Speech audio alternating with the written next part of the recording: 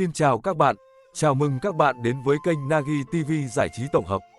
Trong thị trường phim kiếm hiệp Trung Quốc, tác phẩm Tiếu ngạo giang hồ của nhà văn Kim Dung thường ít được chuyển thể thành phim. Đối với cá nhân tôi, đây chính là một trong các tác phẩm hay nhất. Những điều mà ta nghĩ rằng không bao giờ có thật trên đời lại xảy ra trong tác phẩm của Kim Dung một cách hợp lý và tràn đầy đạo lý. Cơ duyên nào đã đưa một cô nữ ni thánh thiện, như hoa như ngọc, mới 16 tuổi, dấn thân vào nơi ô uế và phức tạp nhất là chốn phong trần ong bướm quần ngọc dưới chân núi Hàng Sơn để cứu mạng lệnh Hồ Sung. Cô đã cõng chàng lãng tử thanh danh tàn tạ ấy ra vùng hoang sơn dã lĩnh, chấp nhận phạm giới cấm khi ăn trộm dưa hấu cho chàng, tụng kinh cứu khổ cứu nạn Quan Thế Âm Bồ Tát cầu xin cho chàng tai qua nạn khỏi. Lạ thay, lời kinh trang nghiêm của Phật giáo lại được đọc với hơi thở từ một trái tim tràn đầy tình yêu và đức hy sinh. Cơ duyên nào đã đưa đẩy một nàng nhạc linh san, say mê vẻ đẹp trai của Lâm Bình Chi và dễ dàng phụ dãy mối thâm tình ban đầu mà cô đã dành cho lệnh Hồ Sung. Đến khi lấy Lâm Bình Chi, nhận ra bản chất tàn bạo của gã, cô mới hối hận vì đã đánh mất một báu vật trên đời. Nhớ xưa luyến ái Hàn công tử, xương trắng thành cho hận chửa tan. Cơ duyên nào đã đến với thánh cô Nhậm Doanh Doanh, ở ẩn trong ngõ Lục Trúc thành Lạc Dương mà nhặt được một chàng lệnh Hồ Sung ốm o bệnh hoạn và khám phá ra được đó là người đàn ông anh hùng, trung thực, có bản sắc nhất giữa cuộc đời này. Từ bỏ ngôi vị cao quý, cô gái tươi đẹp, thông minh 16 tuổi ấy đi theo chàng trai, bắt ếch nuôi chàng, đánh đàn du cho chàng ngủ và khi chàng kiệt sức thì cõng chàng lên chùa Thiếu Lâm. Chấp nhận cho phái Thiếu Lâm cầm tù để đổi lấy sự sống cho người yêu dấu. Đó là ba dạng tình yêu trên đời, một tình yêu không nói thành lời do sự mâu thuẫn giữa tôn giáo và thế tục, một tình yêu thực dụng vì say mê hào nhoáng bên ngoài mà không thấy được rõ phẩm chất bên trong, và một tình yêu chân chính vì khám phá được chất ngọc bên trong mà không cần chú ý đến vẻ ngoài của một con người ốm o tàn tạ. Hôm nay, tôi xin mạn phép được luận đàm về Nhậm Doanh Doanh, thánh cô của Nhật Nguyệt Thần giáo trong tác phẩm Tiếu ngạo giang hồ của nhà văn Kim Dung.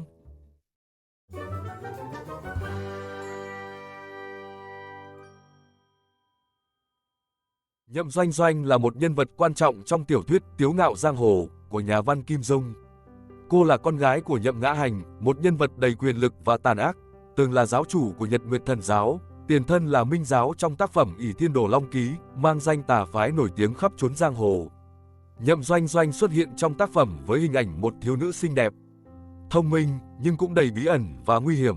Tuy nhiên, qua sự phát triển của câu chuyện, cô đã chứng minh được tài năng và tình yêu chân thành của mình, đặc biệt là với nhân vật chính lệnh Hồ Sung. Nhậm Doanh Doanh sinh ra trong một gia đình khá đặc biệt. Mẹ cô qua đời khi cô chỉ vừa lên 4 tuổi, khiến cô phải sống trong cảnh thiếu thốn tình mẫu tử từ bé. Cha cô, giáo chủ Nhậm Ngã Hành, là một người đầy tham vọng, không ngần ngại sử dụng bất kỳ thủ đoạn nào để đạt được mục đích. Tuy nhiên, sai lầm của ông là quá tin tưởng vào thuộc hạ Đông Phương Bất Bại, dẫn đến việc bị giam cầm ở Hắc Lao dưới đáy Mai Hoa Sơn Trang. Đông Phương Bất Bại đã chiếm đoạt vị trí giáo chủ Nhật Nguyệt Thần giáo và sử dụng sức mạnh để duy trì quyền lực, tàn sát những kẻ chống đối. Tuy vậy, để củng cố địa vị của mình, y rất sủng ái Nhậm Doanh Doanh và không hề đối xử tệ bạc với cô. Có thể nói, địa vị của cô trong giáo là dưới một người, trên vạn người. Nhậm Doanh Doanh lớn lên trong môi trường đầy mưu mô và bạo lực. Điều này đã ảnh hưởng sâu sắc đến tính cách và tư duy của cô.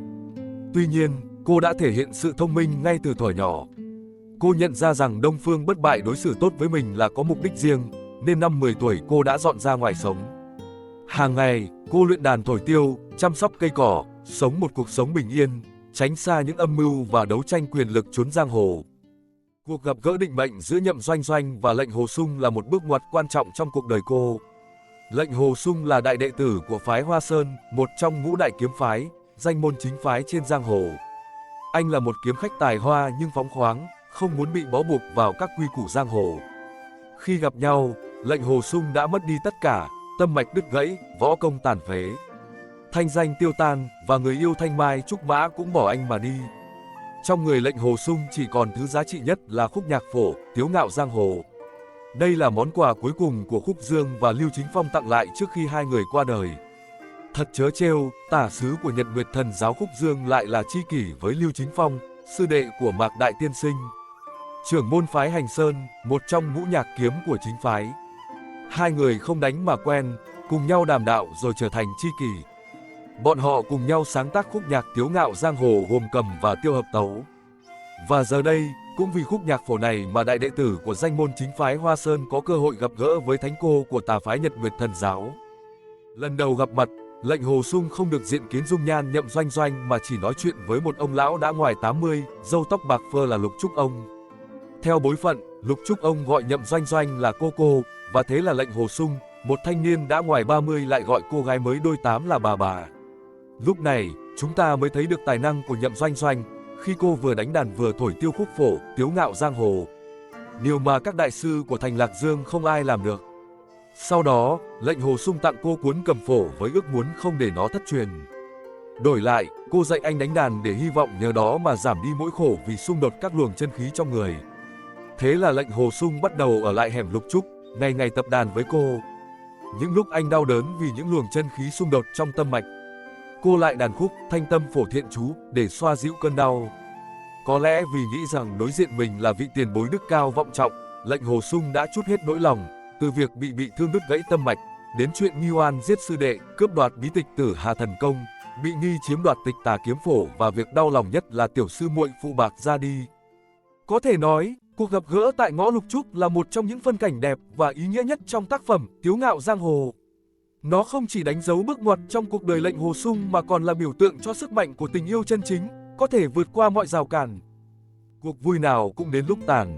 Ngày lệnh Hồ Sung theo phái Hoa Sơn rời khỏi thành Lạc Dương, Nhậm Doanh Doanh đã đánh lên khúc đàn tiễn biệt, tiếng đàn như mang theo tâm sự của một thiếu nữ vừa bước vào cánh cửa tình yêu. Lục Trúc Ông, người đã theo Nhậm Doanh Doanh từ khi cô còn nhỏ, rất hiểu cô. Chính vì vậy, ông đã phao tin trong giang hồ rằng lệnh Hồ Sung chính là người tình trong mộng của thánh cô. Thế là, quần hùng trong Nhật Nguyệt Thần Giáo cùng nhau tiếp sức cho đôi trẻ, gây nên những chuyện dở khóc dở cười. Khi cả hai gặp lại nhau ở Gò Ngũ Bảo, Nhậm Doanh Doanh nhờ lệnh Hồ Sung làm bảo tiêu cho mình.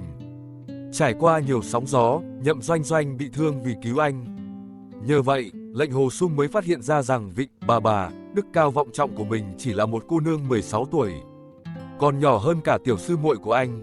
Phân cảnh hai người bên khe núi, trong hồi nuôi hào kiệt, giai nhân bắt ếch là một đoạn rất hay của tiểu thuyết, đánh dấu sự phát triển mới trong mối quan hệ của họ. Nhậm Doanh Doanh không chỉ là một người tình thủy chung mà còn là một người bạn đồng hành đáng tin cậy của lệnh Hồ Sung. Cô luôn ở bên anh trong những lúc khó khăn nhất, sử dụng trí tuệ và kỹ năng của mình để giúp đỡ anh vượt qua những thử thách. Nhậm Doanh Doanh không ngần ngại đối đầu với kẻ thù, sẵn sàng hy sinh vì người mình yêu. Khi biết rằng để chữa khỏi bệnh cho lệnh Hồ Sung cần có dịch cân kinh của Thiếu Lâm Tự, nàng đã một mình mang anh đến Thiếu Lâm Tự, xin Phương Chính Đại Sư cứu chữa cho anh, còn nàng tự nguyện để Thiếu Lâm Tự giam cầm. Đọc đến đây, tôi tự hỏi, sự hy sinh của Nhậm Doanh Doanh có đáng giá hay không? Và câu trả lời là rất đáng giá. Sau khi tỉnh dậy và rời khỏi Thiếu Lâm Tự, lệnh Hồ Sung hay tin Nhậm Doanh Doanh vì mình mà chịu nỗi khổ giam cầm, đã không ngần ngại chỉ huy quần hùng lên Thiếu Lâm để cứu nàng. Vì nàng, lệnh Hồ Sung quyết tâm đối đầu với Sung Hư đạo nhân, trưởng môn phái võ đang đương thời. Và cũng vì nàng, anh tình nguyện đấu kiếm với ân sư, cũng như là phụ thân, đã nuôi anh là nhỏ đến khi trưởng thành là Nhạc Bất Quần.